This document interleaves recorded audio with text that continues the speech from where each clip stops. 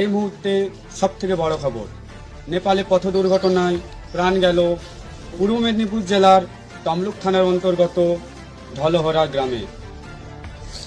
ছেলেটির নাম শেখ সাগির, বয়স 30। দুর্ঘটনাকে ঘিরে এলাকায় নেমে এসেছে শোকের ছায়া। আচ্ছা, এই দুর্ঘটনাটা কিভাবে ঘটলো? মানে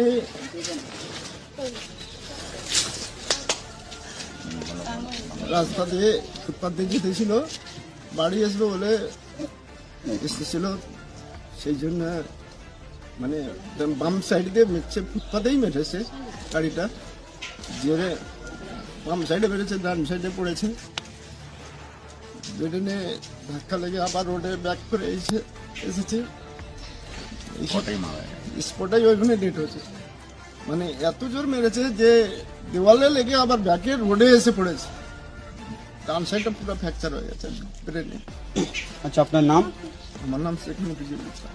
আপনি কে? আমি দাদা, সাগিরের বড়দা। আচ্ছা, গাড়িটা কি আচমকা এসেছিল? হ্যাঁ, ও ট্রাফিক পুলিশও ছিল, ট্রাফিক পুলিশের সামনেই হয়েছে। ট্রাফিক পুলিশকে মারতে মারতে ও না ওকে বাঁচাতে গিয়ে নাকি এসে একদম ফুটপাতে উঠে গেছে। ফুটপাতটা উঁচা আছে, 1 ফুট উঁচা আছে, সে 1 ফুট উঁচা মানে হয়ে তাকে মেরেছে আর কি। বলুন, এই দুর্ঘটনাটা কিভাবে হয়েছে? কালকেই শুনলাম, খুব দুর্ভাগ্যজনক ঘটনা। আমাদেরই অত্যন্ত পরিচিত ভাই সম্পর্কেই হয়।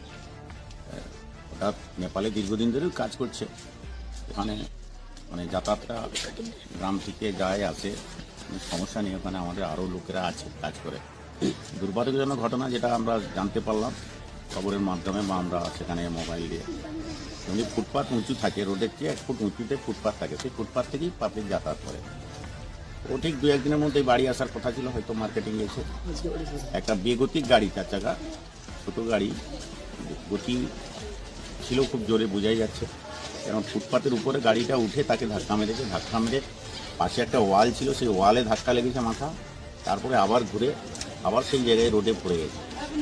সঙ্গে সঙ্গে লোকজন লেগে গাড়িটা ধরা পড়ছে, সেই সঙ্গে কোনো ট্রিটমেন্টের সুযোগই নেই, ওটাই মারা গেছে।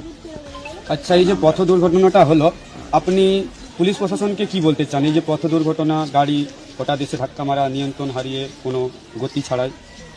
ট্রাফিক ছিল বলছে কিছুটা দূরেই, কিন্তু বেগতিক গাড়ি, রোড যেহেতু ভালো, বেগতিকভাবে গাড়ি চালাচ্ছে। কোনো রকম গাড়ির ড্রাইভার ছিল খুব বয়স্ক, তার শারীরিক অসুস্থ হোক বা গাড়ির ফল্ট হোক, গাড়ি ফুটপাতের উপরে উঠে গিয়ে মারছে। এটা পাপলি আমাদের যে ভাইপোটি মারা গেছে তার কোনো দোষ নেই, সে রোডের মধ্যে